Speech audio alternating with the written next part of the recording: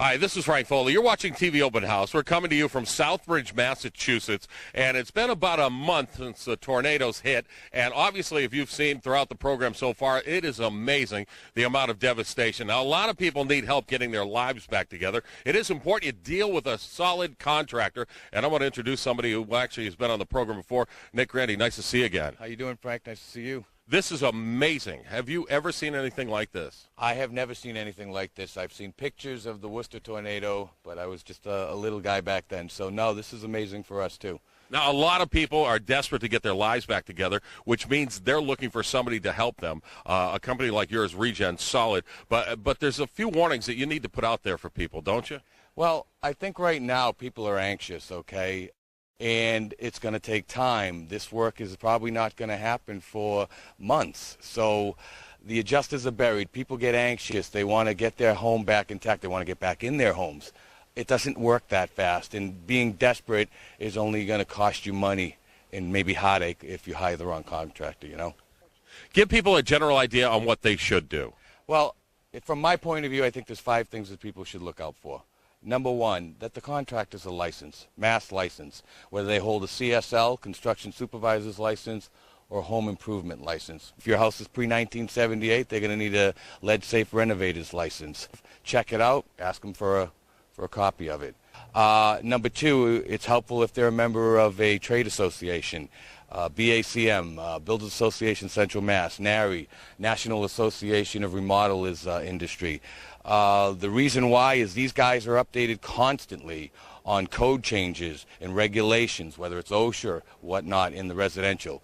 The guys that aren't, there are a lot of good contractors that aren't members, but a lot of times these guys find out the code changes while they're working on the house. Now they've done something, the building inspector comes out, and they got to redo it.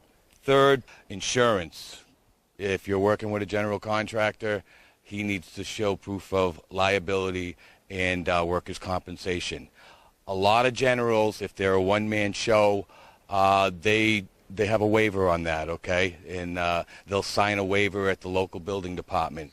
Then you're going to want to see copies of their subcontractors' workers' comp, because guess what? If they get hurt and neither one of them have it, it's going to come back on you as the homeowner, okay? Fourth, be wary of what you call storm chasers. Explain that. Storm chasers, okay.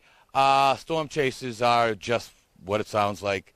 They come from all over the country. They're individuals, they're companies, and they basically chase storms. They come in, and number 1, they take the local work away from our local economy. Number 2, a lot of these guys aren't licensed. They're not insured. And the worst part about it is they thrive on desperation. Make sure you get a release schedule on funds to be released to your contractor. Don't let your contractor come to you and say, look, I need $30,000. This is the point we're at. Most people don't know how much money should be dispersed at what point, but if you have it in writing and it's laid out, 10 disbursements, you don't need to do 50% and 50%. If you're working on a $100,000 claim, he's way ahead of you.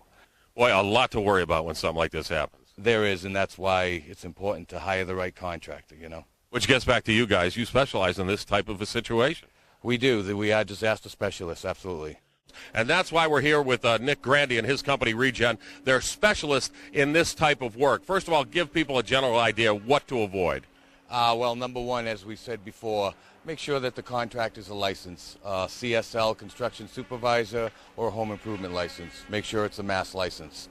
Another point, if they're affiliated with a trade association, then they're going to tend to have more knowledge of code and regulations and things like that. You can contact your local trade association and ask for a reference or a referral. Insurance, make sure they have liability. Workers' comp, if the general doesn't have it, make sure his subs do. Number 4, no storm chasers. They're only there to feed on your desperation, and you're not going to get anything done faster, further, and in fact, you may get hurt. Right. So well, I know your company's reputable. We've got your information on the screen, and you're looking to help anybody you can, correct? Right, give us a call. Visit us on the web at regenbuilders.com. Well, Nick, it's good to see you again. Thank you. Thanks, Frank. Whether you've had a fire loss, water, sewer, or storm damage, give us a call or visit us on the web at regenbuilders.com.